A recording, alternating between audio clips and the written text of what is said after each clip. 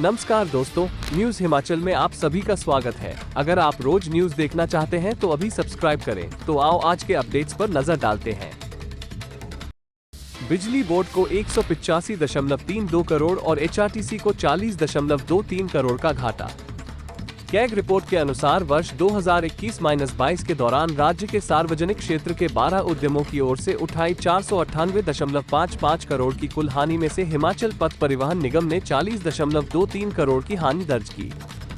30 सितंबर 2022 तक के नवीनतम अंतिम रूप दिए लेखाओं के अनुसार राज्य विद्युत बोर्ड लिमिटेड, प्रदेश पावर ट्रांसमिशन कॉर्पोरेशन लिमिटेड और प्रदेश पावर कॉर्पोरेशन लिमिटेड भी क्रमवार 185.32 करोड़, 132.06 करोड़ और 128.24 करोड़ की हानि के भागीदार बने। राज्य के सार्वजनिक क्षेत्र के 14 उद्यमों में 4,378.24 करोड़ की संचित हानि पाई। ठेकेदारों को 5 की जगह 18% की दर से जारी किया वस्तु एवं सेवा कर। राज्य बिजली बोर्ड की ओर से ठेकेदारों को 5 की जगह 18% की दर से वस्तु एवं सेवा कर का भुगतान करने का मामला महालेखा परीक्षक ने उठाया है। बुधवार को विधानसभा सदन में रखी गई कैग रिपोर्ट में बिजली बोर्ड की सौर संयंत्र स्थापित करने की योजना पर सवाल उठाए गए हैं। उच्च दरों पर कार्य अनुबंध करने और ठेकेदार को अनुचित लाभ देने की गड़बड़ियां भी रिपोर्ट में दर्शाई गई हैं। रिपोर्ट के अनुसार बिजली बोर्ड ने सौर संयंत्रों से संबंधित ठेकों में 21.03 लाख रुपए का अतिरिक्त भुगतान किया। नगर परिषद के अध्यक्ष और उपाध्यक्ष की कुर्सी खतरे में, डीसी ने दिए कार्रवाई के आदेश। नगर परिषद रोहडू में अध्यक्ष व उपाध्यक्ष की कुर्सी खतरे में पड़ गई है। नगर परिषद के निर्वाचित 7 में से 4 निर्वाचित सदस्यों ने उपायुक्त शिमला को शिकायत भेजकर दोनों के खिलाफ अविश्वास प्रस्ताव लाने की मांग की है। एसडीएम रोहडू की ओर से उपायुक्त के आदेश पर नगर परिषद के सदस्यों को इस मामले में नोटिस भेजने की तैयारी कर दी है।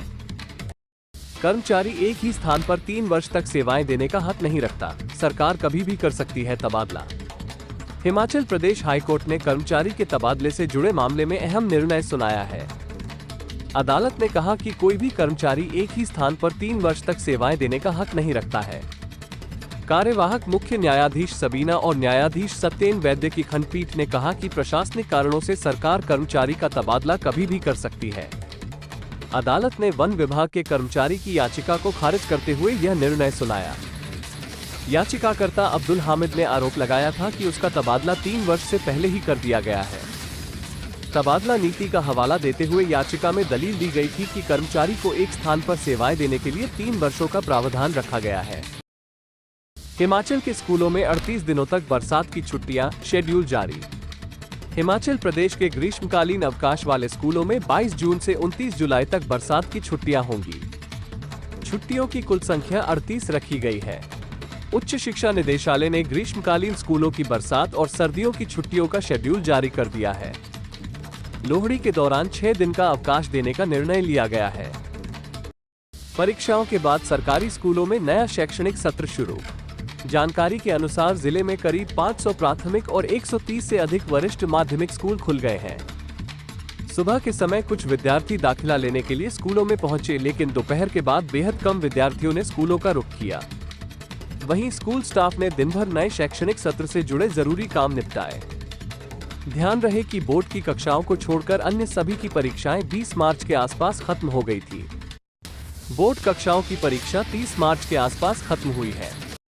एनपीएस योजना में जमा नहीं किए करोड़ों, पीडब्ल्यूडी अफसरों के खिलाफ जांच की सिफारिश।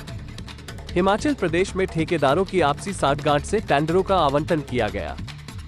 92,849 किलो ब्लीचिंग पाउडर मियाद खत्म होने के 3 माह बाद दिया गया। सड़क चौड़ा करने पर भी ठेकेदारों को अनुचित लाभ दिया गया।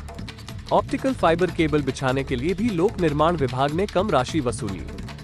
ये खुलासे भारत के नियंत्रक महालेखा परीक्षक की वित्तीय वर्ष 2021-22 रिपोर्ट में हुए हैं। रिपोर्ट के अनुसार भरमौर उपमंडल में तो एक पक्की सड़क ही कच्चा बता दी। 16.85 लाख से 976 क्लोरोस्कोप खरीदे। इनका उपयोग पेयजल में क्लोरीन की मात्रा जांचने में नहीं किया गया। विपक्ष के सवालों का सीएम सुक्खू ने दिया सदन में जवाब। पेपर लीक को लेकर बीजेपी पर साधा निशाना। मुख्यमंत्री सुखविंदर सिंह सुक्खू ने कहा है कि हमीरपुर स्थित भंग हुए कर्मचारी चयन आयोग के स्थान पर तृतीय व चतुर्थ श्रेणी की भर्ती के लिए 3 माह में नए नाम से नया संस्थान खोला जाएगा। ये संस्थान हमीरपुर जिला में ही खोला जाएगा। भर्तियां फुल प्रूफ सिस्टम के तहत पारदर्शी तरीके से मेरिट आधार पर होंगी। भ्रष्टाचार के प्रति जीरो टॉलरेंस नीति लागू होगी। हिमाचल प्रदेश लोक सेवा आयोग ने 3000 पदों के लिए भर्ती प्रक्रिया को शुरू कर दिया है। प्रवासी मजदूरों के साथ अमानवीय व्यवहार, पशुओं की तरह ट्रक में ठूसा। उत्तर प्रदेश, बिहार व राजस्थान के मजदूर क्या इंसान नहीं थे जो मालवाहकों में पशुओं की तरह ठूस दिए। 2 ट्रकों में 150 पुरुष, महिला और बच्चों को बैठा दिया। मंगलवार को ये संवेदनहीनता दिखाई कुल्लू जिला प्रशासन ने। जले पर नमक छिड़का। बुनकर ट्रक यूनियन के चालकों ने, जिन्हें आदेश तो मजदूरों को हिमाचल की सीमा से बाहर छोड़ने के थे, लेकिन उन्होंने रात को सभी को सुंदरनगर में उतार दिया। हालांकि ट्रक चालकों का कहना है कि उन्हें सुंदरनगर तक ही इन्हें छोड़ने के लिए कहा था। HP सुखाश्रय बिल को सदन की मंजूरी। ग्राउंड वाटर एक्ट की वॉयलेशन पर अब सजा नहीं। हिमाचल विधानसभा में गुरुवार को HP सुखाश्रय विधेयक 2023 पास हो गया। CM सुखविंदर सुक्खू ने कहा कि यह हिंदुस्तान का पहला एक्ट है जिसे किसी भी राज्य ने पास नहीं किया। ये कानून स्टेट बजट के प्रावधान से बनाया गया। इसके लिए 101 करोड़ रुपए कोष का प्रावधान किया गया। आज से अनाथ बच्चे चिल्ड्रन ऑफ स्टेट कहलाएंगे। मुख्यमंत्री ने कहा कि आज से अनाथ बच्चे चिल्ड्रन ऑफ द स्टेट कहलाएंगे। इस योजना से 6000 अनाथ बच्चे लाभान्वित होंगे। अनाथालय के अलावा घरों पर रहने वाले बच्चे भी योजना का लाभ उठा पाएंगे। 0 से 27 साल की उम्र तक सरकार ही इनकी माता और पिता होगी। लीट और पैट के लिए हिमाचल तकनीकी शिक्षा बोर्ड ने बनाए 111 सुविधा केंद्र।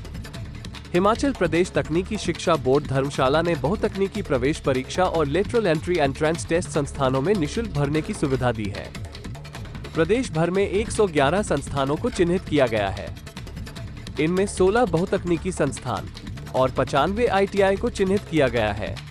इन संस्थानों पर अभ्यर्थियों के निःशुल्क फॉर्म भरने के साथ साथ उन्हें ट्रेड चुनने के लिए जागरूक किया जाएगा। प्रदेश तकनीकी शिक्षा बोर्ड की बहुतकनीकी प्रवेश परीक्षा 21 मई और लेटरल एंट्री एंट्रेंस टेस्ट का संचालन 28 मई को होगी। हिमाचल की कमजोर अर्थव्यवस्था को लेकर श्वेत पत्र लाएगी सरकार, CM ने सदन में दी जानकारी। हिमाचल प्रदेश की कमजोर अर्थव्यवस्था को लेकर राज्य सरकार श्वेत पत्र लाएगी। विधानसभा के बजट सत्र के अंतिम दिन मुख्यमंत्री सुखविंदर सिंह सुक्खू ने सदन में ये जानकारी विधायक राजेंद्र राणा की ओर से नियम 130 के तहत प्रदेश में आर्थिकी सुदृढ़ व आत्मनिर्भर और फिजूल खर्ची कम करने पर लगाए गए प्रस्ताव के जवाब में दी। CM ने कहा कि 4.5 साल में प्रदेश की अर्थव्यवस्था पटरी पर आएगी। 10 साल में हिमाचल सुंदर प्रदेश बनेगा। सरकार इस पर तेजी से काम कर रही है। राज्य की आर्थिक स्थिति ठीक नहीं है। आज के लिए बस इतना ही। फिर से लौटेंगे बड़े अपडेट के साथ। तब तक के लिए धन्यवाद। वीडियो अच्छा लगे तो लाइक करें। ऐसे ही खबरों के लिए सब्सक्राइब करें न्यूज़ हिमाचल को। मिलते हैं अगली वीडियो में। जय हिंद, जय हिमाचल।